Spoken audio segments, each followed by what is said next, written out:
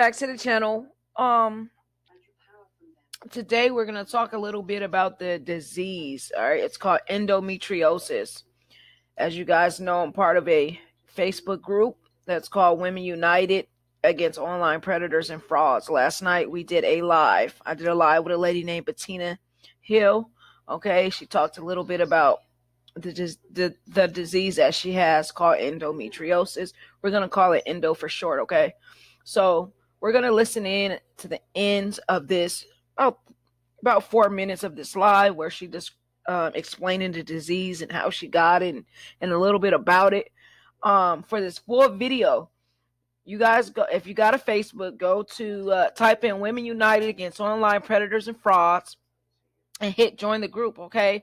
And one of us mods or admin will approve you guys right away, probably no more than 5 minutes or so, okay? If that, to watch the whole video. And if you guys is all about women empowerment, go ahead and join the group. Ask a friend to join, okay? So we're going to listen in together, and then we're going to check out some symptoms and the causes and risk factors of this disease that's called endometriosis. Back in the 1980s, they call it the rich white woman disease, okay? Why this disease is so important? We're in 2018. It's not curable, all right? It's also levels to this disease, and so on and so forth. So we're just going to listen in for a couple minutes, okay?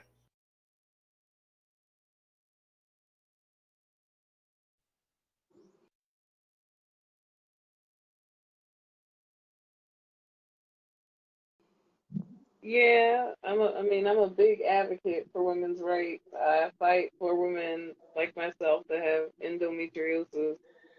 So, Endometriosis Awareness Month is the month of March, so it's coming up soon. So I'm preparing for that. Okay, can you Um, tell us a little bit about the disease and what it does to people and what it's done to you? yeah. So a lot of people haven't heard of it because it used to be considered the rich white woman's disease in the 80s.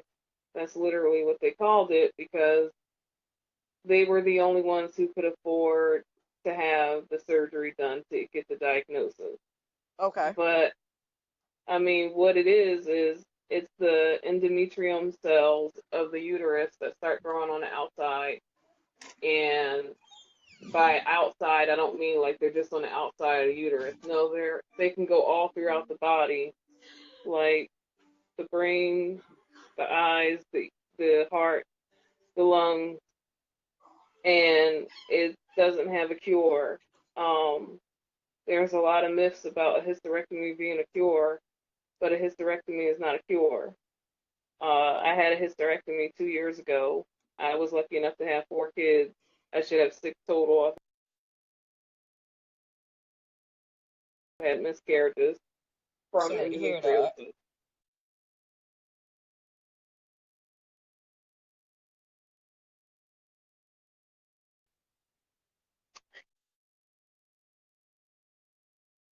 Yeah, is this from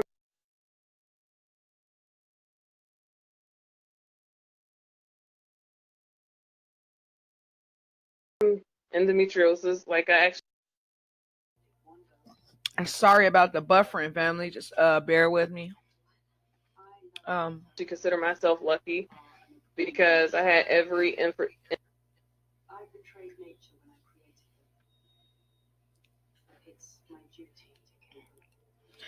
I'm gonna pause it for a second to let the buffering catch up. And if we can't complete the next 2 minutes of this video, matter of fact, like I say, for the full video, or if you guys are just about women empowerment altogether, go to Facebook, type in Women United Against Online Predators and Fraud, join the group, and one of our admins and or one of us moderators will accept. Okay, so let's go to Google and let's see what it's all about. So it's spelled ENDOMETRIOSIS. Okay, pronounced endometriosis. I personally just learned about it 2 days ago, okay? And I know it's mostly common nowadays in the Black community among women. And so I just want to spread awareness to my people. So here you go. It's an overview. You guys can go ahead and read, okay? Talks a little bit about it. All right. Talks about symptoms. Okay. From my understanding, you may not know that you have endo, okay? You may not even know it. Some of the symptoms are just like you're on your monthly, okay? It feels like you're on your monthly. Okay. So those are some of the symptoms. Painful periods, pain with intercourse, pain with bowel movements or irritation, excessive bleeding, okay, and other symptoms. So, some of these symptoms we get when we may have a urinary tract infection, or we're on our monthly, or anything like that. So it's common, okay? Down here they talk about causes, okay?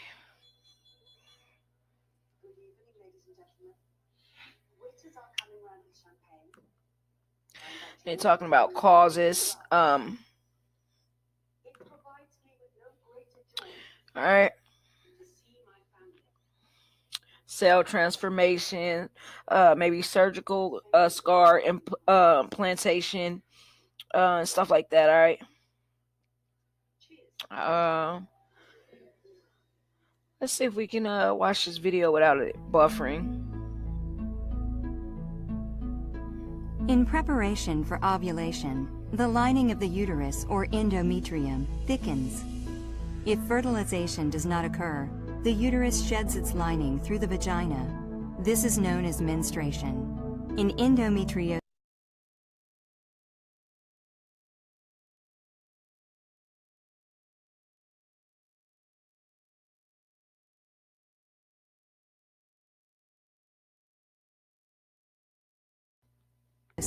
the endometrium grows outside of the uterus. Just a little bit. One cause of this growth may be retrograde menstruation. During retrograde menstruation, menstrual fluid flows backward into the fallopian tubes instead of leaving the body through the vagina. Because the fallopian tubes are open-ended, menstrual backflow can spill into the pelvic cavity. Backflow of menstrual fluid may promote the transfer of clumped endometrial cells to other tissues in the pelvis. Or, menstrual fluid in the pelvic cavity could transform parts of those tissues into endometrial cells. In either process, clumps of endometrium may start to grow on the tissues lining your pelvic cavity, as well as on your fallopian tubes, ovaries, and large intestine. This growth continues to act as it normally would during a menstrual cycle. It thickens, breaks down, and bleeds each month. Because there's nowhere for the blood from this displaced tissue to exit your body, it becomes trapped. Trapped blood may lead to cysts, scar tissue, and adhesions, abnormal tissue that binds organs together.